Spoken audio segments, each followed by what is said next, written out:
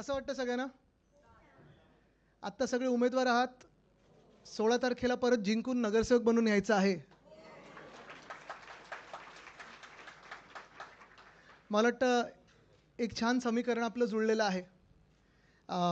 एकंदर मुंबईत जर आपण पाहिलं तर शिवसेना, उद्धव बाळासाहेब ठाकरे पक्ष, मनसे आणि राष्ट्रवादी काँग्रेस पवारसाहेबांची, हे तिन्ही आपण पक्ष एकत्र आलेलो आहोत. आपल्या सर्वांना माहिती आहे आपण काय ताकदीनं लढा देत आहोत. आपल्या सर्वांना हे देखील माहिती आहे की समोरून सगळं काही वापरलं जातं, साम दाम दंडभेद सगळं वापरलं जातं. आणि मी हे नेहमी सांगतो की तन मन धन ह्या लढाईमध्ये तन आणि मन आपल्याकडे आहे, धन हे सगळं त्यांच्याकडे. आणि अर्थात त्यांच्याकडे असल्यानंतर तो वापर तो होणार आहे. आपल्या सर्वांना माहिती आहे ते कसे काय काय वाटप त्याचं चालू आहे. मग कुठे ताटं वाटत आहेत, कुठे वाट्या देत आहेत, कुठे काय पैसे देत आहेत, हे सगळं चालू राहणार.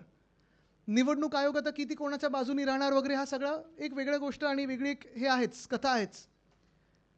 अनेक ठिकाणी आपल्या उमेदवारांना फोन देखील येत आहेत, धमक्या देखील येत आहेत की तुम्ही विड्रॉ व्हा, नाहीतर असं करू, नाहीतर तसं करू, नाहीतर. आणि हे फक्त मुंबईत नाही तर अनेक शहरांमध्ये होते. काल आपले नेते अंबादास दानवेजींनी देखील काही गोष्टी ट्विट करून सांगितलेल्या आहेत. पण हे सगळं होत असताना जसं उद्धवसाहेब आणि राजसाहेब यांची चर्चा सुरू असते, अनेकदा ते आत्ता तर दररोज अर्थात बोलतच आहेत की आपण एकत्र आलो आहोत ते एकत्र राहण्यासाठी आलोत, आणि निवडणूक आपण लढत आहोत ते जिंकण्यासाठी लढत आहोत, मुंबई वाचवण्यासाठी लढत आहोत. जे मोठे विषय आहेत, हिंदुत्व असेल, मराठी असेल, मुंबईचं मुंबई पण असेल, मुंबईला अदानीकडून वाचवण्याचं असेल, हे सगळं तर ते दोघं हाताळणार आहेतच. पण अमित आणि मी जे दोघं बोलत होतो साधारणपणे की आपलं वचननामा नंतर येईल, कारण तो वचननामा एक त्याला प्रक्रिया आहे, ती निवडणूक आयोगाकडे द्यायला लागते वगैरे, हे सगळं आहे. तुमच्याकडून पण मुद्दे घेतलेत काही काही ठिकाणी, जर नसतील घेतले तर अजूनही मला तुम्ही आम्हा दोघांनाही कोणालाही एक पेपरवर लिहून द्या. ते सुप्रताई बसलेत, ताई तुम्ही जरा सगळ्यांकडून जे महत्त्वाचे मुद्दे आहेत त्याचं संकलन करून घ्या. पण हे सगळं होत असताना मला वाटतं तुम्हाला आत्ता प्रचार फेऱ्या तर अनेक सुरू झाल्यात तुमच्या सगळ्यांच्या. आज सकाळी पण प्रचार फेरी पाहिली मी, अनेक तुमचे कार्यालयाची उद्घाटनं सुरू झालेली आहेत. आणि तुम्ही जेव्हा घरोघरी जाल तेव्हा तुम्हाला प्रश्न तर विचारले जातील, तुम्ही कशासाठी उभे राहताय. अर्थात कशासाठी उभे राहतोय, आम्ही मुंबईचं मुंबई पण आहे, मुंबई मराठी माणसाच्या हातात राहिली पाहिजे, मुंबईकर हा कोणासमोर झुकला नाही पाहिजे, दिल्लीसमोर तर झुकलाच नाही पाहिजे, हे तर लढत आहोतच. पण आम्ही दोघांनी जरा एक 15-16 गोष्टी काढलेल्या आहेत ज्या तुम्ही आत्तापासून सुरू करू शकता की हे आमच्या मनातली इच्छा आहे, आमचं स्वप्न आहे, आणि हा शब्द ठाकरेंचा आहे, तो आपल्याला लोकांसमोर न्यायचा आहे. त्या 15-16 गोष्टी आहेत त्या मी तुमच्यासमोर करत आहे. हे एक वर्कशॉप समजा, हा वचननामा बिलकुल नाही, वचननामा अजून आपला नीट येणार आहे. पण ह्या वर्कशॉपमध्ये मला जाणून घ्यायचं आहे की हे आपण जे करत आहोत हे शेवटाला मी तुम्हाला विचारणार, हे पटतंय का आणि आवडतंय का, कारण हे आपल्याला लोकांसमोर न्यायचं आहे. आणि राजेश थोडा खालती उतर ना, मागच्यानं दिसत नाही. हां ठीक आहे ठीक आहे.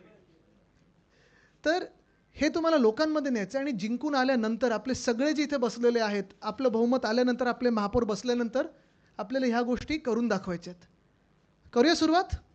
चालेल, चला मी आपण दोघं करूया. क्लिकरवर आहे काय? हां हा घे ना, चालू आहे मी. हो नमस्कार. बोलायचं चालू करायच्या आधी मला फक्त तुम्हाला तुमचं अभिनंदन करायचंच आहे. पण मला जे आपले तिकडचे जे आपले सहकारी आहेत त्यांचे आभार मानायचे आहेत. तुम्हाला उमेदवारी मिळालीच आहे, पण मला जे सहकारी आहेत त्यांचे आभार मानायचे आहेत, कारण त्यांनी आपलं कुठचंही कार्यालय फोडलं नाही, कुठचाही AB फॉर्म गिळला नाही, कुठेही शिवीगाळ केली नाही, कुठेही मारामारी केली नाही. सगळ्यांनी समजून घेतलं आपल्याला. आणि मला वाटतं की ही निष्ठा असते, आणि हाच फरक आहे आपल्यात आणि त्यांच्यात. हे मला खरंच तुमचं तर अभिनंदनच, पण मला त्यांचे धन्यवाद मानायचे आहेत. आणि मला वाटतं की आपण सगळ्यांनी त्यांना भेटून त्यांचे धन्यवाद मानले पाहिजेत, की ही खरी निष्ठा आत्ताच्या राजकारणात खूप कमी बघायला मिळते. त्याच्यामुळे मला वाटतं की तुमचे अभिनंदनच, पण त्यांचे धन्यवाद. आणि ज्यांनी ज्यांनी आपल्याच लोकांनी फॉर्म माघार घेतलेत त्यांनी पण समजूतदारपणे घेतलेला आहे, तर मला वाटतं फार महत्त्वाचं आहे. चला करूया सुरुवात. या लाईट जरा कमी केलं तर मला तुमच्या चॅनल्सवर येते काय, हे LED दिसतंय? ठीक आहे, हा जरा लाईट बंद, हे जे फोकस आहेत ना आमच्या मॅक्सिमम गोष्टी आदित्यजीच मांडतील. नाही, आम्ही दोघं खूप चर्चा करून म्हणून थोडा उशीर झाला. शेवटाला पण आम्ही चर्चा नाही, पण करतो. मी जसं तुम्हाला घरी बोललो, तुम्हाला जसं समजवता येतं तसं मला करूया, समजवता नाही. हो दोघं करू. अमित थोडा जास्ती हंबल आहे म्हणून नम्रपणे. चला सुरू करूया. पहिली गोष्ट म्हणजे मुंबईकरांची जमीन ही मुंबईकरांसाठीच. इथे ज्या ज्या लोकांनी महानगरपालिकेत आधी नगरसेवक म्हणून काम केलेलं आहे, वेगळ्या वेगळ्या समित्यांवर काम केलेलं आहे, आपल्या सर्वांना माहिती आहे की मुंबईमध्ये BMCच्या प्रॉपर्टीज ह्या संपूर्ण मुंबईमध्ये आहेत. एस्टेटच्या प्रॉपर्टीज आहेत, काही आपल्या एचीच्या प्रॉपर्टीज आहेत, काही अशा पडीक प्रॉपर्टीज आहेत, काही काही ठिकाणी अतिक्रमणं पण झालेली आहेत. आणि गेल्या 2-2.5 वर्षामध्ये आपण पाहिलं असेल अनेक ठिकाणी चर्चा सुरू झाली की आता आम्ही हे ऑक्शनिंगला काढू, ह्या प्रॉपर्टीज आता आम्ही ह्याच्यावर बिडिंग सुरू करू. आणि ते बरोबर त्यांच्या ठराविक बिल्डर मित्रांच्या घशात ह्या महत्त्वाच्या जमिनी, मुंबईकरांच्या जमिनी ह्या घातल्या जातात. आता अर्थात चर्चा हीच होती की मुंबईत आपला मराठी टक्का जो आहे तो टिकवायचा कसा, मुंबईतला अधिकार आणि मुंबईकरांना जे मुंबईची सेवा ज्या ज्या लोकांनी केलेली आहे त्यांना ह्या जमिनी द्यायच्या कसा. अमित, तू जे सांगत होता काल मला गृहनिर्माण प्राधिकरण, बेसिकली पुढच्या 5 वर्षात आपल्याला जे मुंबईमधनं हकललं जात आहे तसं आपण सगळं बंद करून मला वाटतं पुढच्या 5 वर्षात 1,00,000 घरं हे मला वाटतं परवडणाऱ्या किमतीत आपण मराठी लोकांना देणार आहोत.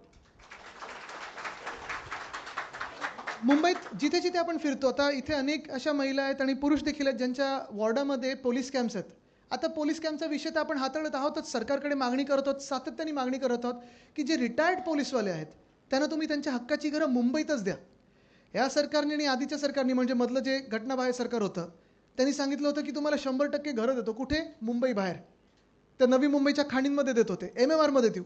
तसं नाही, आपण आपली जी आता घरं यांच्यासाठी बनवू ती मुंबईमध्येच बनवू, मुंबई शहरात बनवू, मुंबई उपनगरात बनवू, पण मुंबईतच बनली पाहिजेत आणि ही हक्काची घरं त्यांना असतील. पुढचा विषय परिवहन. हा जरा माझा आवडता विषय. जे जे माझ्याबरोबर फिरत असतात, बोलत असतात त्यांना कंटाळा येईल कदाचित, कारण आम्ही परत परत बोलत असतो. पण मला वाटतं काल अमित आणि मी ह्या दोघांनी देखील चर्चा केली आणि मी सातत्याने सांगत असतो की जसं मुंबईमधून हे आता जे शासकीय कर्मचारी असतील, महानगरपालिकेचे कर्मचारी असतील, BSTचे आहेत, पोलीस आहेत, 30-30 वर्षे ह्या लोकांनी सेवा केलेली आहे. ह्यांना जर तुम्ही मुंबईच्या बाहेर ढकलत असाल का?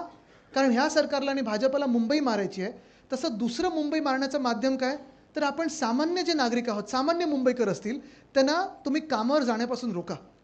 आपलं जर तुम्ही मुंबई शहर पाहिलं, त्याची आखणी पाहिली, त्याच्यात साधारणपणे 60 ते 62 लाख लोक दररोज हे लोकल ट्रेन वापरतात. आपण जेव्हा मिडी बसेस आणलेल्या, मीडियम बसेस आणलेल्या, अमित 35 लाख लोक मुंबईत दररोज BST वापरायला सुरू केलं होतं. पण आत्ता जी BSTची परिस्थिती झाली ती काय झाली आहे? काल पण मी एक बोईवाड्यातून कार्यक्रमावरून येत असताना, श्रद्धाताई तुमच्याच वॉर्डातून येत असताना इथे दादर प्लाझाच्या तिथे बघत होतो, लांब लांब रांगा मुंबईकरांच्या, महिला पुरुष दोन्ही घरी जायची वाट पाहतात. का? तर BSTच येत नाही, BSTच येत नाही, BST येत नाही.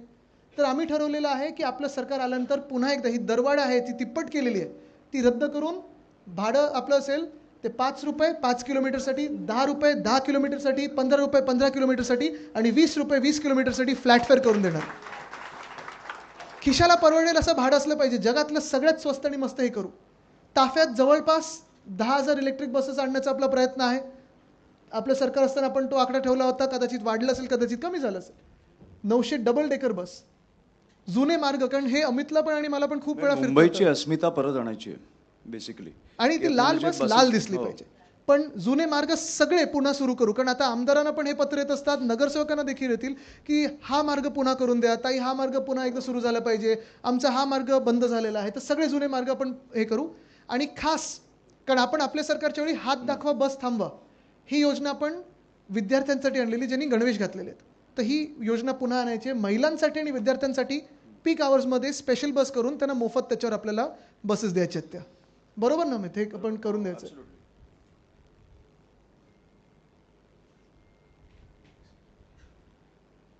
सार्वजनिक आरोग्य. मुंबई महानगरपालिका कदाचित एकमेव आहे जी स्वतःची 4 वैद्यकीय महाविद्यालय अजूनही चालवतं. आणि हे एकमेव नुसतं महाराष्ट्रात नाही तर देशात किंवा जगभरात असेल की मेडिकल कॉलेज स्वतःचे 4 असणारी ही एकमेव महानगरपालिका आहे, ज्याची आपण आखणी पाहिलेली आहे. पण आता तिथे थांबायचं नाही आहे. जे अमित आणि मी बोलत होतो, कारण अनेक तरुण विद्यार्थ्यांना मुंबईत सेवा करण्याची किंवा मुंबईत इंटर्नशिप करण्याची, मुंबईत पेशंटची सेवा करण्याची संधी पाहिजे असते. तर काल आम्ही ठरवलं होतं, काल आम्ही जरा अभ्यास केला म्हणजे पुढच्या मागच्या आठवड्यात, आणि 5 नवीन वैद्यकीय महाविद्यालय पण मुंबईत आणायचे आहेत. शताब्दी आहे, गोवंडीचं शताब्दी कांदिवली आहे, MT अगरवाल आहे, भगवती आहे, राजवाडी आहे. ही 5 जे हॉस्पिटल आहेत, आत्ता गेल्या 2-2.5 वर्षात आम्ही पाहतोय सतत चर्चा सुरू आहे की ह्याला प्रायव्हेटाईज करणार. पण ही आपली आहेत, ह्या मुंबईकरांची आहेत, परवडणारी हॉस्पिटल असायला पाहिजेत. आणि जी आपली आहे, मुंबईकरांची आहेत, मुंबई महानगरपालिकेची, ती प्रायव्हेट हातात जायलाच कशाला पाहिजे. जगातले सर्वात चांगले सर्वोत्तम डॉक्टर्स हे आपल्या हॉस्पिटलमध्ये जोडलेले आहेत. मग आपली जी सेवा असते जवळपास सगळं मोफत आहे. ते हे 5 नवीन आपण मेडिकल कॉलेजेस सुरू करायचे आहेत. त्याचसोबत आपले स्वतःचे ॲम्ब्युलन्स सुरू करायचे. कारण आता 108 सेवा, मला माहीत नाही मुंबईत तुम्हाला दिसते का कुठे, मला तरी दिसली नाही एकसुद्धा, बंद पडल्यासारखीच आहे, बरोबर ना. तर आपल्याला आपली मुंबई महानगरपालिकेची ॲम्ब्युलन्स सेवा सुरू करायची. हेल्थ टू हे 24 तास सिनियर सिटीझनसाठी हेल्थ टू होम ही सेवा सुरू करायची. आणि अमित, तुला जे सांगायचं होतं ते नाही, हा विषय माझ्या खूप जवळचा आहे, कारण मी स्वानुभवातनं सांगतोय. महानगरपालिकेमार्फत आपण एक कॅन्सरचं रुग्णालय एक चालू केलं पाहिजे. कारण मला कळतं की ह्या आजारातनं जाताना पहिल्या काही दिवसात डिटेक्शन, जे आपल्याला लवकर डिटेक्ट करता येतं हा आजार, हे किती महत्त्वाचं असतं आणि ह्याच्याने किती जीव वाचू शकतात. कारण हा देशभर आणि देशभर नाही तर आय थिंक जगभर पसरतोय हा आजार. त्याच्यामुळे एक कॅन्सरचं रुग्णालय हे महानगरपालिकेचं असणार. आणि मला माहिती आहे की टाटा आणि असे अनेक रुग्णालय आहेत, पण ते कमी पडतात कुठेतरी. मला वाटतं की अशा आंतरराष्ट्रीय दर्जाचं, जिकडे अर्ली डिटेक्शन येतं आणि तुम्हाला सगळे तुमचे उपचार केले जातील, असं आपण एक रुग्णालय तयार करणार आहोत. पुढचा विषय आहे शिक्षणाचा. हा देखील ज्यांनी शिक्षण समितीवर काम केलं त्यांना मी किती हैराण केलं हे माहिती आहे. कारण हे सगळ्यांचंच आपलं स्वप्न आहे की जे जिंकून येतात, आणि तुम्ही नगरसेवक सगळे झाल्यानंतर अनेक लोक जसे आमच्याकडे येतात तसं तुमच्याकडे येणार की ताई किंवा साहेब आम्हाला एक पत्र द्या, ह्या शाळेत आम्हाला ॲडमिशन पाहिजे, त्या शाळेत आम्हाला ॲडमिशन पाहिजे. प्रायव्हेट शाळा असतात. पण माझं जे स्वप्न होतं की हे सगळं आपल्या मुंबई महानगरपालिकेच्या शाळांसाठी झालं पाहिजे. साधारणपणे 2018-19च्या वेळी जेव्हा आपण मुंबई पब्लिक स्कूल ही संकल्पना आणली, त्यानंतर 4000 सीटसाठी आपल्याला 10,000 ॲप्लिकेशन झाले, लॉटरी काढायला लागली.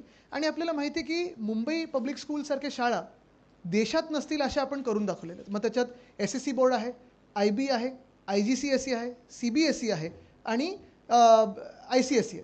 पण हे सगळं होत असताना मराठी अनिवार्य आहे. 3.25 लाख विद्यार्थी ह्या शाळेमध्ये शिकतात. मला वाटतं GR पण उद्धवजींनीच काढलेला, हो, आपल्या वेळेस काढलेला. काढलेला.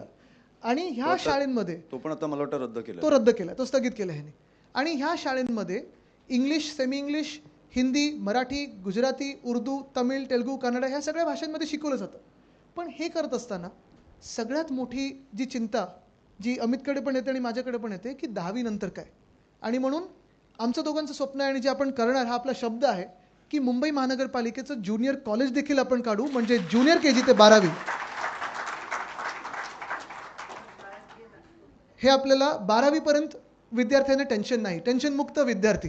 म्हणजे परीक्षा द्याव्या लागतील, मार्क मिळवावे लागतील, पण ॲडमिशनचं टेन्शन नाही आणि आपल्या विद्यार्थी सेनेला आंदोलन करण्याची गरज नाही लागणार. बरं, अजून एक महत्त्वाचा प्रश्न जो सगळीकडे दिसतो तो परत जसं हॉस्पिटलचे प्लॉट आहेत, कुठचेही प्लॉट, आत्ताचं सरकार जे आहे त्याची एकच बोलीभाषा आहे की काही दिसलं की घाला बिल्डरांच्या घशात. ते आपण करून देणार नाही. आणि तिसरं म्हणजे बोलतो मराठी हे आपण सगळ्या शाळांमध्ये सुरू करू. अर्थात डिजिटायझेशन आलेलं आहे, सगळं काही आहे, पण मला वाटतं हे शाळेनंतर ज्युनियर कॉलेजचा आम्हाला वाटतं फार महत्त्वाचं आहे. आपल्याला पण जर वाटत असेल तर मला वाटतं तो विषय खूप महत्त्वाचा, ज्वलंत आहे. आत्मसन्मान. अमित, तू सांगणार होतं की सुरू करू? जे आपल्याकडे आपण पाहतो अनेक महिला लोकांच्या घरी ज्या काम करतात, घरकाम करणाऱ्या महिला आहेत, बरोबर, त्या बिचारे दिवसभर काम करतात, मेहनत करत असतात, पण त्यांना जे काही मिळतं पगार असेल किंवा सॅलरी असेल ती खरोखर तेवढी पुरते का? आणि पुरत जरी असली तरी मला वाटतं त्यांचा जो श्रम आहे, त्यांची जी मेहनत आहे, त्याला आपण सन्मान देणं गरजेचं आहे. आणि म्हणून ज्या महिला घरकाम करतात त्यांना आपण नोंदणीकृत करून त्यांना आपण महिन्याला 1,500 रुपये स्वाभिमान निधी म्हणून आपण देणार आहोत. त्यांचं रजिस्ट्रेशन करू. ह्यांच्यासारखं लाडकी बहीण भाऊ असा घोळ नाही घालायचा आपल्याला. आरामात करू आपण. हे निवडणुकीसाठी नाही आहे, घाईघाईत करायचं नाही, पण हे आपलं सरकार आल्या आपल्याला ह्याच्यावर काम सुरू करायचं. आपल्या ज्या कोळी मच्छीमार बहिणी आहेत ज्या तसंच मेहनत करतात, पण त्यांना देखील आपल्याला एक आधार म्हणून स्वाभिमान निधी द्यायचा आहे. काही महिने असे पण असतात जेव्हा काहीच उत्पन्न नसतं, तेव्हा मॉन्सूनचे म्हणजे पावसाळ्याच्या वेळी वगैरे त्यांना आपण 12 महिने देखील तसंच आपण एक ते करणार आहोत. परत परवान्यांसाठी नवीन परवाने जे कोळी महिला आहेत त्यांच्यासाठीच आणि परवाने ट्रान्सफर करायला त्यांच्याच समुदायामध्ये बाहेर नाही पण ते पण ह्या हेमांगितांकडून म्हणजे कोळीवाड्यांकडून मला आता सपोर्ट मिळाला आहे. कोणाकडे कोळीवाड्यात जरा हातवरती करून सांगा. धन्यवाद. पण तुम्ही राहिलं पाहिजे कारण जर मतं नाही मिळाली तर कोळीवाड्यांना आपल्याला आठवत असेल मिंदे सरकारला कशात टाकायचं होतं क्लस्टर पॉलिसी. हां आणि तिथे बिल्डरांना ते 8 की 9चा FSI देणार आहेत.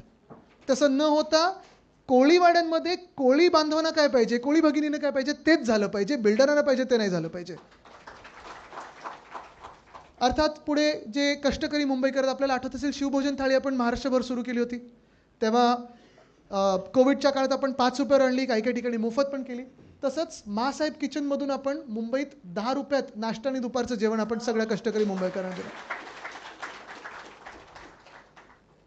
अमित सो बेसिकली हा पण माझ्या जवळचा मुद्दा आहे कारण माझ्या घरी मुलगा आहे. पाळणा घर आपण सगळे काम करतो. मला वाटतं महिला पुरुष आज सगळे काम करायला लागलेत. स्त्रिया कुठेतरी घर पण चालवतात आणि काम पण करतात. कुठेतरी मुलांना एक दिवस म्हणजे कामाला गेल्यावर कुठेतरी ठेवायला जागा नसते. म्हणजे तिकडे आपलं पाळणा घर येतं जे आपण पाळणा घर सगळीकडे सगळ्या विधानसभेत चालू करणार आहोत की तुम्ही त्या मुलाला तिकडे ठेवू शकता आणि फक्त ठेवू नाही शकत तर तिकडे त्याची काळजी तुम्ही तुमच्या आईवडिलांकडे ठेवली तशी घेतली जाणार. त्याच्या न्यूट्रिशनची काळजी घेतली जाणार. तो काय खातो ह्याच्यापासून बघितलं जाणार. खेळणी वगैरे असणारच पण तिकडे तुम्हाला स्त्रियाला कामाला जाताना कुठचाही स्ट्रेस घेऊन जायला लागणार नाही. त्याच्यामुळे तुमचा सगळा स्ट्रेस तो निघून जाणार आहे. असे पाळणाघर आपण चालू करणार आहोत.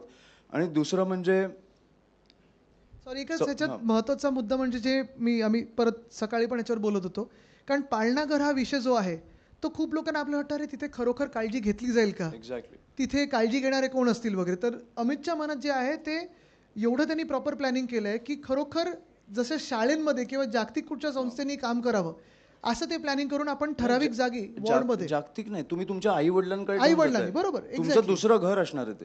तर ती काळजी घेणार आहे. तर किती लोक पाळणाघरावर विश्वास ठेवू शकतील हा माझा त्याला प्रश्न होता. पण हे आम्ही खूप ब्रेनस्टॉर्मिंग करून हे मुद्दे ह्याच्यात आणलेले आहेत. आणि दुसरं म्हणजे शौचालय. म्हणजे शौचालयांची परिस्थिती तुम्ही बघितली असेल. म्हणजे मला कळत नाही की आजपर्यंत हे का नाही होऊ शकलं पण प्रत्येक 2 किलोमीटरला महिला पुरुषांसाठी आंतरराष्ट्रीय दर्जाचं शौचालय आपण चालू करणार आहोत. आणि महिलांसाठी तिकडे फ्री सॅनिटरी पॅडची पण एक वेंडिंग मशीन असणार आहे. म्हणजे तुम्हाला कुठचीच काळजी घ्यायची नाही आहे. आणि मला वाटतं की कुठेतरी पुरुष पण आता शौचालयात गेल्यावर विचार करतात की करू की नको. महिलांचे काय हाल होत असतील हे मला विचार पण नाही करू शकत. त्याच्यामुळे आपण आंतरराष्ट्रीय दर्जाचे आपण करणार आहोत. मला वाटतं पण ते एक शौचालय बनवून मला वाटतं दाखवलं पाहिजे लोकांना की कसं होऊ शकतं. आणि ह्याच्यात पण ज्या जिथे वस्ती आहेत आपल्या मोठ्या जसं आम्ही धारावीत एक केलेलं सुविधा केंद्र तुम्हाला आठवत असेल त्याच्यात आपण नुसतं शौचालय नाही तर परत कपडे धुण्याची देखील लॉन्ड्री कारण स्थानिक महिला कामावर पण जातात. जसं अमितने सांगितलं पाळणाघरची गरज एवढ्यासाठीच आहे कारण ह्या काम करणाऱ्या महिला असतील किंवा पुरुष असतील कधी कधी घरात दोघंही काम करायला जातात. मग पुरुषांना कुठे सोडायचं. तसंच आता आपण मासाहेब किचन ज्या करतोय 10 रुपयात आपल्याला चांगला नाश्ता आणि दर्जेदार जेवण मिळणार आहे. पण लॉन्ड्री हा पण एक मोठा विषय असतो. कपडे धुवायचे कधी कपडे कसे धुवायचे किंवा वेळ तरी मिळतो का. त्या महिला थकून जातात. आणि ही सत्य परिस्थिती किती आपण जेंडर इक्वालिटी वगैरे बोललो तरी हे काम जास्तीत जास्त घरांमध्ये महिलांवरच येतं. म्हणून ज्या ठिकाणी आपल्याला आपण ह्या टॉयलेट्स बांधू जिथे आपल्याला जागा असेल थोडी जास्ती तिथे लॉन्ड्रोमॅट पण करू म्हणजे लॉन्ड्री पण करू जेणेकरून एकदम कमी किमतीत 1 रुपये किंवा 2 रुपयात आपण खऱ्या अर्थाने त्या महिलांचं सगळं जे काही ओझं आहे ते पूर्ण कमी करू शकू. पुढे जाऊया. प्रत्येकाला सुरक्षित पार्किंग. अमित पार्किंग आमचं हेच चाललं होतं. खूप गंभीर विषय. म्हणजे किती गमतीदार विषय असेल तरी गंभीर विषय आहेच. आता जसं माझ्या मतदारसंघात GK मार्गचं आम्ही ते रुंदीकरणचं तिथे आलंय पार्किंग होतं सगळीकडे सगळे रस्ते तुम्ही पाहाल तर पार्किंग आपल्याला रस्त्यावरच करायला लागतं. आणि ही परिस्थिती काय आहे तर 2 गोष्टी झाल्यात. एक जिथे जिथे BMCचं पार्किंग आहे आत्ता तिथे मागच्या 2 वर्षामध्ये कॉन्ट्रॅक्टर लावलेत आणि भाडी सुरू केलेत. बरोबर आहे. तर पहिला आपण इथं ठराव केला पाहिजे की ते सगळे पार्किंग पुन्हा एकदा फ्री ऑफ कॉस्ट करू मोफत करू. आणि दुसरं DCR प्रमाणे 4 फ्लॅटना 1 पार्किंग आहे. तर आपण पुन्हा DCR बदलून राज्य सरकारकडे हाच प्रस्ताव पाठवायचा की ज्या कुठच्याही नव्या इमारती होतील एकाला एक पार्किंग असायलाच पाहिजे. जाऊया पुढे. स्वयंरोजगार हे अर्थात महत्त्वाचा विषय आहे, कारण रोजगार आपल्याला माहिती आहे गेल्या 10 वर्षात 12 वर्षात अच्छे दिन येणार करून तरुण थकून गेलेत. पण मुंबई एक अशी नगरी आहे, स्वप्न नगरी आहे, मायानगरी तर बोलतातच लोक, पण मुंबईमध्ये देशभरातून असेल, राज्यभरातून असेल, जी लोक जिथे स्वतः काही तिथे नोकऱ्या नसतील ते मुंबईत येतात. का? तर मला एक नोकरी पाहिजे, मुंबईत मी मोठा होऊ शकतो, मुंबईत मी मोठी होऊ शकते, मुंबईत माझं स्वप्न पूर्ण होऊ शकतं. हे जे स्वप्न बघून येणारी लोक आहेत त्यांना आपण आपल्या मागच्या काळात स्माईल नावाची एक इन्स्टिट्यूट सुरू केली होती, स्टार्टअप सेल सुरू केलं होतं. तेच स्टार्टअप सेल आता पुढे नेऊन आपल्याला जे तरुण तरुणी आहेत त्यांना जे कोणी, म्हणजे त्याच्यात अर्थात फिल्टर्स लावून आपल्याला आयडिया काय आहेत स्टार्टअप वगैरे, पण जवळपास 25,000 ते 1,00,000 रुपयांचं स्वयंरोजगार सहाय्यता निधी आपण त्यांना देऊ शकू, अशी आपण त्याच्यात एक प्रोव्हिजन करत आहोत. आणि दुसरा विषय म्हणजे आत्ता घरी तुमच्या काही असतं, पार्टी वगैरे असते किंवा घरी कोण जेवायला येतं, स्विगी, झोमॅटो, ब्लिंकिट किती लोक करतात? आपण तर करतोच. पण काल 31 तारखेला आणि 25 तारखेला त्यांनी बंद पुकारला होता, कारण ते ज्या परिस्थितीत काम करतात, 10 मिनिटाचं प्रेशर असतं, ते पोचले नाही तर त्यांचा पगार कापला जातो, बाईक जप्त केली जाते. हे सगळं न होता मला वाटतं अखिल तुम्ही पण हा विषय गिग वर्कर्सचा आम्हाला अधिवेशनात घ्यायला सांगितलं होतं. आपण गिग वर्कर्स असतील किंवा आपले जे डबेवाले आहेत त्यांना बाईक्स घेण्यासाठी आपण बिनव्याजी कर्ज 25,000 त्या गिग वर्कर्स आणि डबेवाल्यांसाठी करणार आहोत. पुढे जाऊया. मुंबई कर, त्याच्यात सगळ्या शहरांमध्ये कर कर कर कर हा महत्त्वाचाच आहे आणि कर भरायलाच लावतं आहे दिल्ली सरकार आपल्याला. अजून GSTचं अमित देणं बाकी आहे. आमच्या वेळी तर 26,000 कोटी रुपये दिल्ली सरकार आपल्याला परत, म्हणजे केंद्र सरकार देणं बाकी होतं GSTचं. म्हणजे सगळ्या बाजूनी जी आपली मुंबई लुटली जाते, कुठेतरी मुंबईकरांना मोकळा श्वास करांमध्ये पण मिळाला पाहिजे. आपल्या सरकारने जे वचन दिलं होतं उद्धव साहेबांनी ते पूर्ण केलं, ते म्हणजे 500 स्क्वेअर फुटापर्यंत प्रॉपर्टी टॅक्स आपण माफ करणार होतो. पण मला वाटतं आज आपण ठराव केला पाहिजे इथे की जेव्हा आपलं सरकार बनेल तेव्हा 700 स्क्वेअर फुटापर्यंत जी घरे आहेत त्याचा मालमत्ता कर रद्द करून टाकायचा आहे. आणि अर्थात दुसरं म्हणजे तुम्हाला माहिती आहे अदानी कर लावणार आहेत, कचरा कर. ते भाजपचं स्वप्नच आहे की मुंबईकरांवर अजून एक कर लावायचा. तुम्हाला आठवत असेल जेव्हा आपण कोस्टल रोड केला, कोस्टल रोड अजूनही ते आपलं स्वप्न आणि आपली स्वप्नपूर्ती, टोल लावलेला नाही आहे, मुंबईकरांवर छुपा कर लावला नव्हता, हिडन टॅक्स कुठचाही नव्हता. तसंच हा अदानी कर देखील जो कचरा कर लावणार आहेत, वेस्ट युजर फी लावणार आहेत, ती देखील आपल्याला लावू द्यायची नाही आहे. अजूनपर्यंत कधीही आपल्या शहरात लागली नव्हती, पहिल्यांदा भाजप लावू इच्छिते. पुढे जाऊ. फुटपाथबद्दल अमित तुला आवर्जून सांगायचं होतं. पेडेस्ट्रीन नाही पण तू सांग. ठीक आहे सर. आम्ही दोघं परत जगात कुठेही आपण गेलो तर पहिलं आपण काय करतो तर रस्त्यांवर म्हणजे फुटपाथवर चालायला पाहतो. आपण आपल्या काळात देखील पेडेस्ट्रियन फर्स्ट ही पॉलिसी आणलेली. आत्ता खरं तर अमित आणि मी तिथून इथपर्यंत चालत यायला पाहिजे होतं, पण झालं असं की सगळीकडे जी काही कामं, खोदकाम, सगळीकडे बिल्डरांची काम, कॉन्ट्रॅक्टरची कामं, सगळीकडे बॅरिकेड्स लागलेत, धूळ, पूर्ण साम्राज्य आपण पाहतो तर खड्ड्यांचं आणि धुळीचं साम्राज्य झालेलं आहे. कुठेही तुम्ही मला सांगा तुमचा वॉर्ड, आता तुम्ही सगळ्या प्रभात फेऱ्या सुरू कराल, प्रचार फेऱ्या सुरू कराल, एक तरी तुम्ही फुटपाथवरनं जाऊ शकता का? जाऊ शकता? कुठेही नाही. गेल्या 2 वर्षामध्ये जे कुठचे फुटपाथ होते चांगले झाले होते ते देखील यांनी खोदून ठेवले, तुकडून ठेवलेले आहेत. आता मला आठवतं सेनापती बापट मार्ग आपण पूर्ण मस्त करत होतो, ते फुल मार्केट ते रेस कोर्स चालण्यासारखं करत होतो. ह्या सगळ्या गोष्टी आपण करत होतो कारण कुठच्याही जागतिक शहरात काय, कुठच्याही नॉर्मल शहरात पण आपले फुटपाथ हे चांगले असायलाच पाहिजे. आणि फुटपाथ म्हणजे फुटओव्हर ब्रिज नाही, अंडरपास नाही, तुम्हाला ॲट ग्रेड चालता आलं पाहिजे. तेच आपण ठरवलेलं आहे की फुटपाथमध्ये चालत असताना जे कुठचे अडथळे असतील ते अडथळे काढून फुटपाथ पेवर ब्लॉक फ्री करून आपण मुंबईकरांना चांगले फुटपाथ देणार आहोत. हे मला वाटतं पहिलं हट्टाने मी काम करून घेणार आहे. जे कोण इथे महापौर बनतील त्यांनी ऐकून घ्या, हे आम्ही दोघं येऊन हट्टाने तुमच्याकडून करून घेणार, कारण हे पेडेस्ट्रियन फर्स्ट मला वाटतं हे खूप महत्त्वाचं आहे. आणि अर्थात दुसरं म्हणजे आपण पाहतो तर शब्दांचा खेळून महालक्ष्मी सगळेच मुद्दे हट्टाने करून घ्यायचे. नाही मला वाटतं हट्ट करायला लागणारच नाहीये. शेवटी कसं आहे की तुम्ही नगरसेवक झाला म्हणजे मी नगरसेवक झालो, हे आमदारच आहेत, तर तुम्ही नगरसेवक झाला म्हणजे मी नगरसेवक झालो. आपल्याला 5 वर्षात एक उत्तम शहर सोडायचं आहे. त्याच्यामुळे ह्याच्या पुढे आपल्याला प्रचार करायला नाही लागला पाहिजे असं शहर आपल्याला त्यांना द्यायचं, मुंबईकरांना द्यायचं. आणि तसंच मोकळ्या जागांमध्ये अर्थात रेसकोर्स असेल आपलं महालक्ष्मीचं किंवा संजय गांधी नॅशनल पार्क असेल ज्याचा मास्टर प्लॅन बनवायला सांगितलं आहे, ह्या सगळ्या मोकळ्या जागा पुन्हा एकदा बिल्डरांच्या कॉन्ट्रॅक्टरच्या क्लब्सच्या घशात घालण्याचा जो प्रयत्न आहे ते सगळं रोखून ह्या जागा मोकळ्याच राहिल्या पाहिजेत, मुंबईकरांना खुल्या राहिल्या पाहिजेत आणि मोफत राहिल्या पाहिजेत. हे आपल्याला काम महत्त्वाचं मला वाटतं करायचं आहे. पुढे जाऊ. मोकळा श्वास. किती लोकांना सर्दी खोकला झालं जरा हात वरती करा. अरे तुम्ही आधी सांगितलं असतं आम्ही मास्क घालून आलो असतो.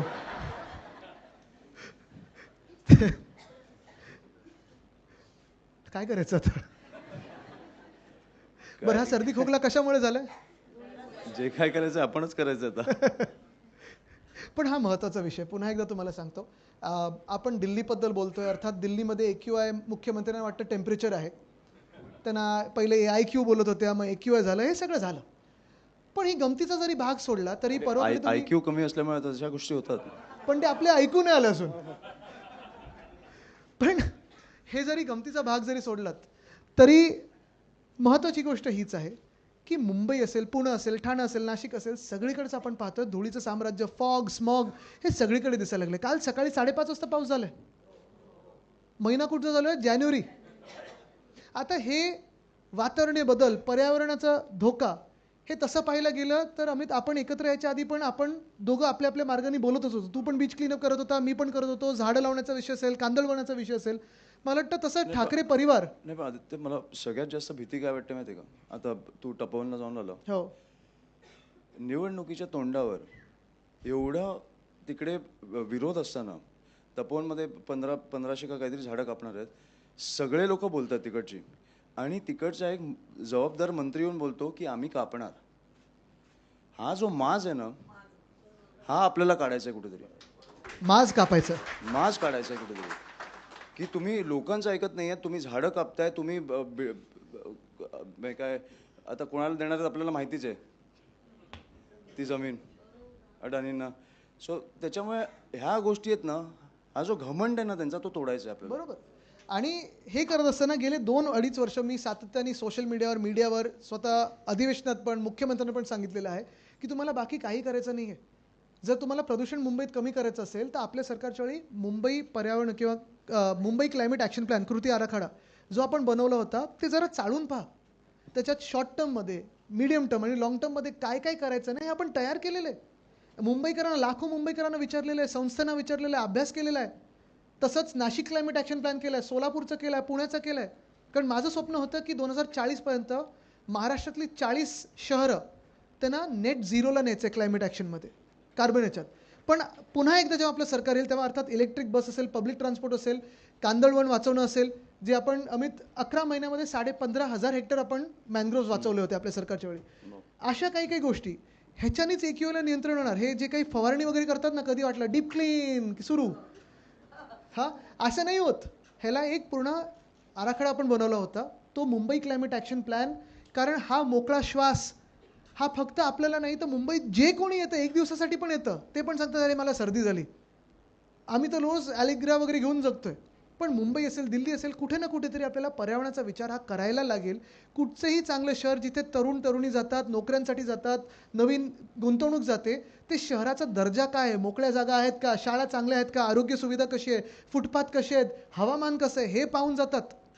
आणि हे जर करायचं असेल तर आपल्याला जी आपली पंचतंतू आहेत, पंचमहाभूत आहेत, ते वाचवण्यासाठी पुन्हा एकदा आपल्याला मुंबई क्लायमेट ॲक्शन प्लॅन हे आपल्याला आणायला लागेल. तर AQI असेल आणि दुसरी माझं म्हणणं आहे हे एका दिवसात नाही होणार, हे काम आहे. सो माझं म्हणणं आहे हे आपल्यासाठी नाही करत होत आपण, आपल्याला त्याचा फरक पण नाही पडत.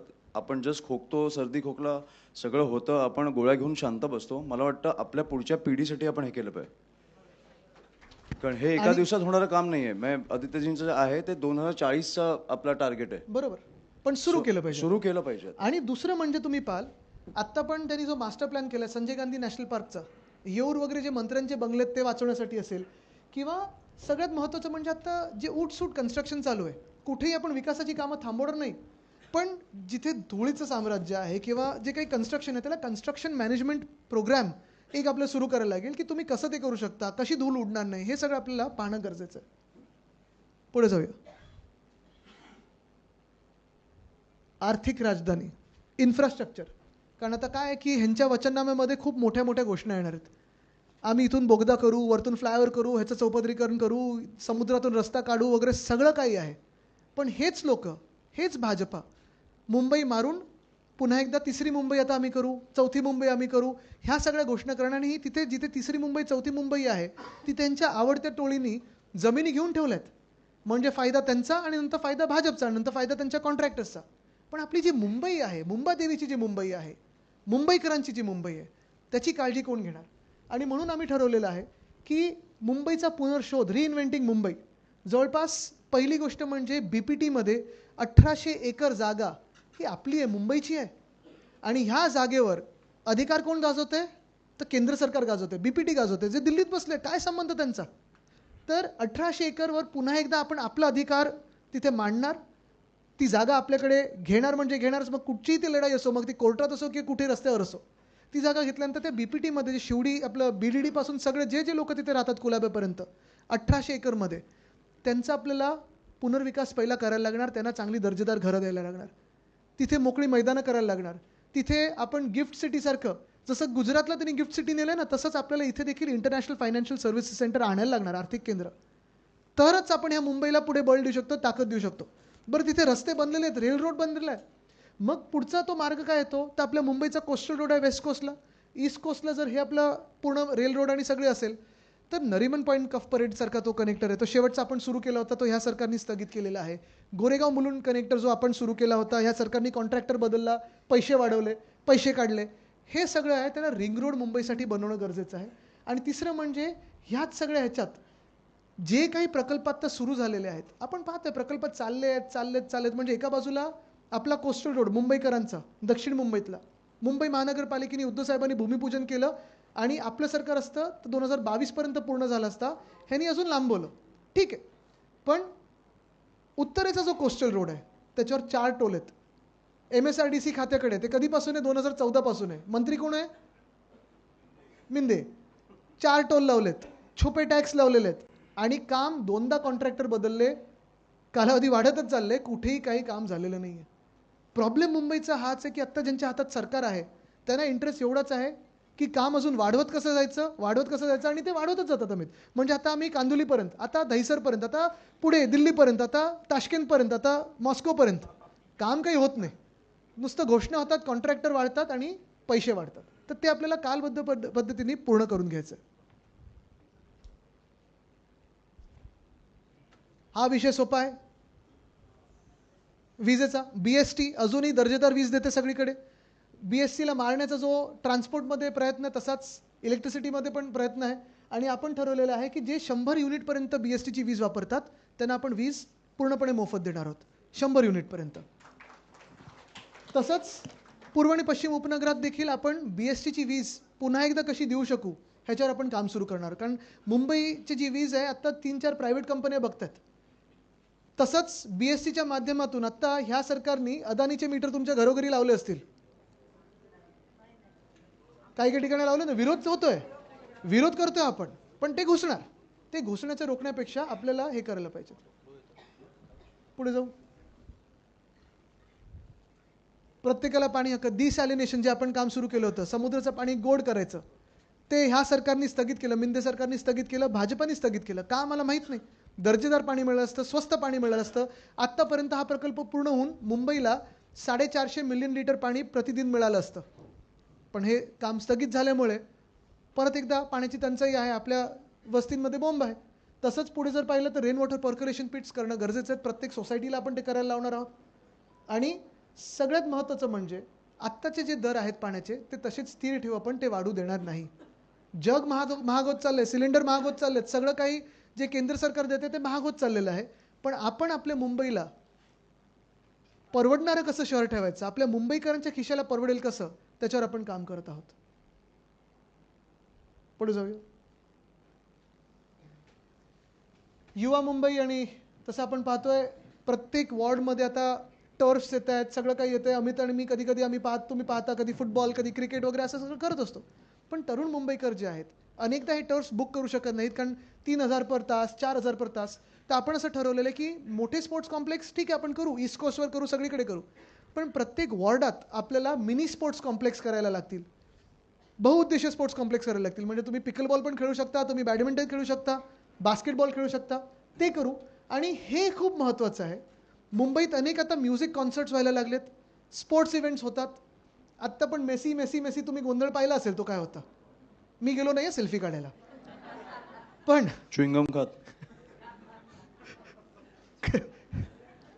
तर 18 ते 21 वयोगटातले जे कोणी मुंबईकर असतील, आपण असा एक कार्यक्रम रचणार आहोत की मुंबईत ज्या कुठच्याही मॅचेस होतील, फुटबॉल, क्रिकेट किंवा जागतिक स्तराच्या म्युझिक कॉन्सर्ट होतील, त्या ऑर्गनायझरनी मुंबई महानगरपालिकेला सगळ्या तिकिटांमधून 1% तिकीट हे मुंबई महानगरपालिकेला दिलं गरजेचं आहे. आणि ही तिकीटं आपण लॉटरी, ऑनलाईन लॉटरीच्या माध्यमातून तरुण मुंबईकरांना, तरुण तरुणींना मोफत देणार आहोत की जाऊन ते कार्यक्रम बघू शकतील. पुढचं घेऊया. मला वाटतं आदित्य ह्याच्या आधीच्या एक स्लाइड मागे जा स्लाइड. नाही, जाऊ नका. मला वाटतं की इकडे अजून एक ऍड केलं पाहिजे की जे आत्ता जे असलेले मैदान आहेत त्याच्यावर कुठच्याही प्रकारचं अतिक्रमण होणार नाही. मातीची मैदानं आपल्यासाठी खेळायला, ह्याच्यावर काही कुठच्याही प्रकारची डेव्हलपमेंट होणार नाही. हे फक्त मुला मुलींसाठी असणार. येस, मोकळी मैदानं खेळायला. आणि काल राजसाहेब आणि उद्धवसाहेब जे आपल्याला सांगत होते की छत्रपती शिवाजी महाराज पार्क कसं आहे ना, तसंच आपल्याला कट्टा असणे. म्हणजे आता काय झाले, भिंती सगळीकडे उभारलेत मैदानाच्या आजूबाजूला, त्या भिंतींमध्ये मैदान आहे हे दिसतच नाहीये. कट्टा जेव्हा येतो तेव्हा आजूबाजूचे लोक येऊन बसू शकतात, ते मोकळं मैदान एन्जॉय करू शकतात, सगळ्या वयोगटातले लोक येऊ शकतात. तर ते आपल्याला करायचं आहे. पुढे जाऊ. चॅटबॉट मला वाटतं ताई तुमच्याच काळात आपण सुरू केलं होतं, कोविडच्या काळात सुरू केलं होतं. जवळपास मुंबई महानगरपालिकेच्या 80 सेवा मोफत आपण आपल्या चॅटबॉटवर आणल्या होत्या. तुम्ही मराठी असेल, इंग्लिश असेल आणि वेगळ्या वेगळ्या भाषांमध्ये BMCला हाय पाठवलं तर उत्तर यायचं. आणि 80 सेवा ह्या ह्युमन इंटरफेस नसून फटाफट व्हायचं. आता ह्याच्यात महत्त्वाचं काय आहे की जेव्हा ह्युमन इंटरफेस नसतो किंवा मधला माणूस नसतो, तेव्हा भ्रष्टाचार मुक्त, पूर्णपणे भ्रष्टाचार मुक्त प्रत्येक नागरिकाचं काम होऊ शकेल. ते चॅटबॉटवर होईल. मला वाटतं हे फार महत्त्वाचं आहे. आत्ता पण तो चॅटबॉट आहे, तो चॅटबॉट बंद नाही केला, पण यांनी वापरणंच सोडून दिलं. कारण मिळणार कसं ना, वजन नाही येणार फाईलीवर. हे वजनच आपल्याला काढून टाकायचं आहे, वजनला ट्रेडमिलवर टाकायचं आहे. आणि चॅटबॉटच्या माध्यमातून मग शॉप अँड एस्टॅब्लिशमेंट लायसन्स असेल, तुमचं वॉटर बिल असेल, इलेक्ट्रिसिटी बिल असेल, बर्थ सर्टिफिकेट, वेडिंग सर्टिफिकेट, सगळं काही हे तुम्हाला ऑनलाईन त्या चॅटबॉटवर मिळेल. तुम्हाला वॉर्ड ऑफिसला जायची गरजच नाही लागणार. दुसरं काम सुरू केलेलं, आता नगरसेवक म्हणून सगळे तुमच्याकडे येतील. रस्त्याची कामं जेव्हा सुरू होतील, खोदकाम जेव्हा सुरू होईल, रात्री तुम्हाला फोन येईल, ताई साहेब एक पाईपलाईन फुटली आहे का? नाही, JCBनी चुकून फोडली ती पाईपलाईन. पण हे सगळं आता आपण लिडारच्या माध्यमातून डिजिटल ट्विन सिटी म्हणजे पूर्ण मुंबईचं मॅपिंग करून वेगळे वेगळे जे लेयर्स आहेत ते ह्याच्यात येणार, प्रत्येक वॉर्डात असणार. ते काम सुरू केलेलं मी, ते परत स्थगित झालेलं आहे. पण ते सुरू केल्यानंतर खोदकाम करायच्या आधीच तुम्हाला कळेल कुठच्या लाईनी कुठे आहेत, डक्टिंग झालंय की नाही झालंय, आणि तसं त्या माध्यमातून आपल्याला काम पुढे करता येईल. हे प्रशासकीय काम आहे अर्थात, पण हे तुम्हाला नागरिकांना सांगता येईल. अमित, तुला हा मुद्दा, पेट पार्क. सो खूप परत बोल तू, बोल. नाही बोल. आमच्या दोघांच्या घरात हा खूप महत्त्वाचा विषय आहे. म्हणून म्हणजे ठाकरे परिवार बोलल्यानंतर पर्यावरण, फॉरेस्ट, पाळीव पक्षी हे सगळेच म्हणजे हे जवळचे आहेत. आणि अमित, आम्ही माझ्या वडिलांचे कधी मित्र त्यांना सांगतात की मी पुढच्या जन्मी मला तुमचा पेट व्हायला आवडेल, मित्र नको. कालच मुफासा बरोबर मजा आली. तर ह्या लेवलला प्रेम चालतं तिकडे. पण हे फार महत्त्वाचं आहे. म्हणजे आपल्याकडे अनेक, आता तुमच्या सगळ्यांकडेच पेट्स असतील, खूप लोकांकडे असतात. 2-3 गोष्टी आहेत. एक, आत्ता स्ट्रे डॉग्सवरनं पण खूप मोठा विषय चालला होता सगळीकडे, माहिती आहे. आत्ता सुप्रीम कोर्टाची ऑर्डर आली, मग आता एकच शेल्टर आहे BMCचं. कारण पहिला हा विचारच झाला नव्हता की पाळीव किंवा आपले रस्त्यावर जे असतात त्यांच्यासाठी आपल्याला काय करायचं आहे. नाही, पण आदित्य ह्या ऑर्डर झाल्या तरी ह्या होणार नाहीत, ह्या होऊन देणार नाहीत. लोक रस्त्यावर उतरून हे फक्त डायव्हर्ट करण्यासाठी असतात. नाही, वोट चोरीचा विषय आला की ते एक्झॅक्टली, की मग पेट्स वरती काढतात काहीतरी, की स्ट्रे डॉग्सना काहीतरी हकलं वगैरे. सो हे डायव्हर्ट करायला आपल्याला माहिती आहे. बरोबर आहे. पण हे होऊन देणार नाही आपण, हे आपल्याला ते ठरवायचं आहे. आणि दुसरी गोष्ट म्हणजे प्रत्येक वॉर्डामध्ये आपल्याला पेट पार्क, वेट क्लिनिक जे मुंबई महानगरपालिकेशी संलग्न असेल. तिसरी गोष्ट म्हणजे आपल्याला पेट ॲम्ब्युलन्स करायचे. हे फार महत्त्वाचं आहे. खूप वेळा आपण पाहतो रस्त्यावर कोणीतरी धडक दिली असते का कुत्र्याला किंवा मांजरीला, तर तसंच पडलं असतं. मग ते चावणार नाही चावणार तिथपासून भीती सुरू होते, कोणाला मदत करायची असते पण करू शकतो का वगैरे, ते आहे. आणि पेट क्रिमेटोरियम, ते पण म्हणजे आयुष्यात पण आणि नंतर पण सन्मान हा असायलाच पाहिजे आपल्या पेट्सना. म्हणजे ते कधी कधी परिवारापेक्षा जास्ती प्रेम करत असतात. आणि मला वाटतं हा एक ठराव आपल्याला आज या सभेत करायचा आहे की हे जे आपण 15-16 मुद्दे आपण घेतलेले आहेत ते तुम्हाला सगळ्यांना पटतात ना? म्हणजे तुम्ही आता घरोघरी जाणार तेव्हा तुम्ही हे सांगू शकाल ना? मला वाटतं झालं ना? एक आहे अजून. हा, अमित. खूप महत्त्वाचा मुद्दा आहे. काल महत्वाचा मुद्दा आहे हा. काल आणि मला वाटतं हा राजसाहेबांनी सांगितलं आपण कळला पाहिजे. की आपल्याला बाबासाहेब आंबेडकरांसाठी एक सगळ्यात मोठं ग्रंथालय चालू करायचं आहे, जी करून खरी बाबासाहेब आंबेडकरांना श्रद्धांजली असणार आहे. कारण साहेब नेहमी बोलतात की जो माणूस असतो, जे महापुरुष असतात ते त्यांच्या कामाने ओळखले गेले पाहिजेत. आणि त्यांचं काम म्हणजे लोकांना शिकवा. त्याच्यामुळे आंतरराष्ट्रीय दर्जाचं एक ग्रंथालय चालू करणार, आणि जेणेकरून जगातली लोक हे ग्रंथालय बघायला येणार. सगळी पुस्तकं इकडे तुमच्यासाठी उपलब्ध असणार आहेत. त्याच्यामुळे हे एक आपलं स्वप्न आहे जे आपल्याला चालू करायचं आहे. मला वाटतं ह्याच्यात एक फार महत्त्वाचं जे राजसाहेब पण सांगत होते आणि काल आपण चर्चा करत होतो की कुठच्याही समाजाला पुढे न्यायचं असेल तर शिक्षण हे फार महत्त्वाचं आहे. आणि महामानव डॉक्टर बाबासाहेबांनी काय आपल्याला हे दिलं की एक तर त्यांचं स्वतःचं वाचन, त्यांचा अभ्यास, त्यांची पूर्ण कारकीर्द पाहिली तर त्यांच्यात सगळ्यात महत्त्वाचं म्हणजे शिक्षण हा खूप एक मोठा बेस होता.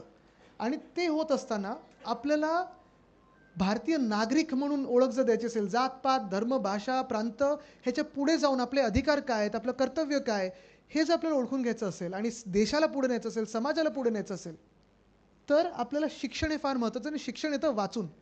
म्हणजे आपले पंजोबा पण आपल्याला म्हणजे आजाला नेहमी सांगायचे आणि आपल्या घरात होतं, वाचाल तर वाचाल. तर ते वाचन आणि ही लायब्ररी जी आपण करू, ग्रंथालय करू, ते खरोखर जगातलं सर्वात मोठं असेल आणि ती खरी श्रद्धांजली असेल, ती खरी आपली आदरांजली असेल. हा शब्द आहे ठाकरेंचा.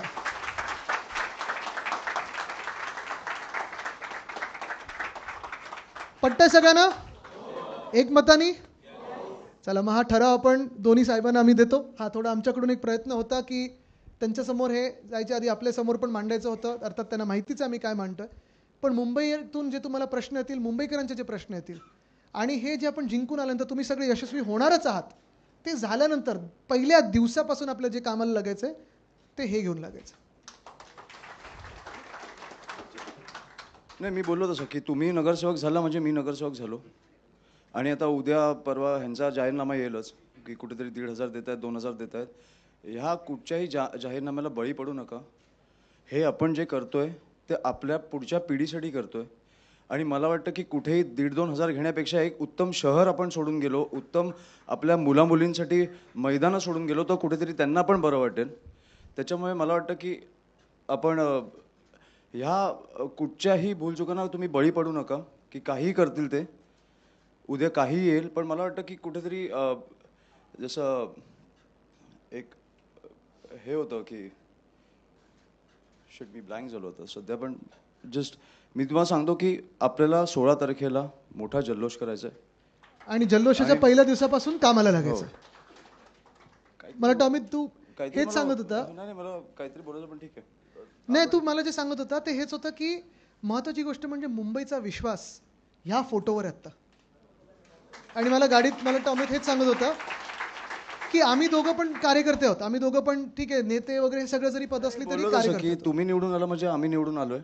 आणि शेवटी आपण शब्द जो देतोय तो ठाकरेंचा शब्द आहे, लोकांना जो देतोय. त्याच्यामुळे आपण उत्तम एक शहर 5 वर्षांनी लोकांना देणार आहोत, ही आपली गॅरंटी आहे.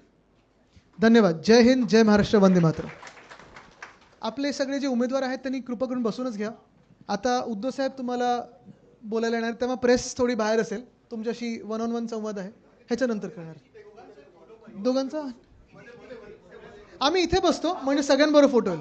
आणि ते कॅमेरे पण तसेच राहू द्या म्हणजे तुमचा पण आमच्यासोबत फोटो होईल.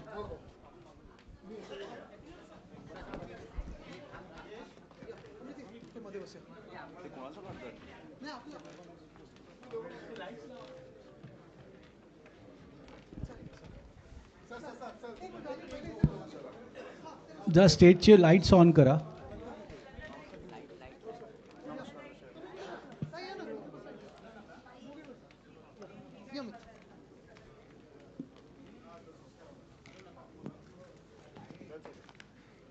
अजून मागून काढा ना.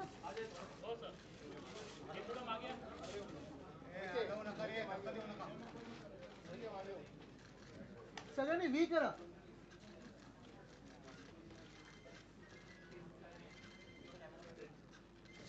या अमित, आपण इथे. सगळ्यांचा अच्छा येतो आम्हाला वाटलं. अच्छा. अमित, असं